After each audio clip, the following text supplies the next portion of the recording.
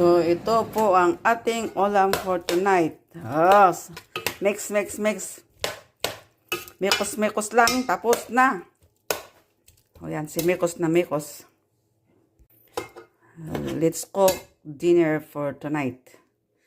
So, madali ang aking pagluluto. Mikos lang, tapos na. Ayan, Mikos.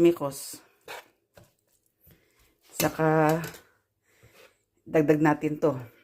Ito, si cauliflower.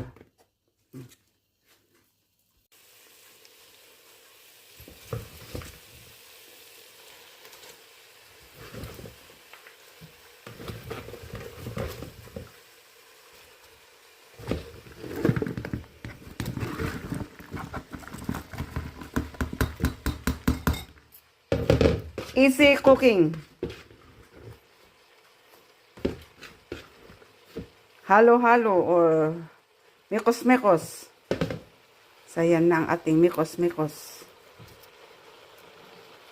Tapos, close lang natin. Pag ano na yan, pag click na yan, loto na yan.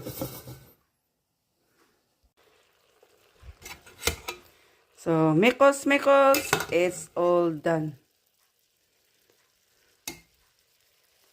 So, ito na po ang ating na mikos. The result ng ating nilutong mikos na gulay.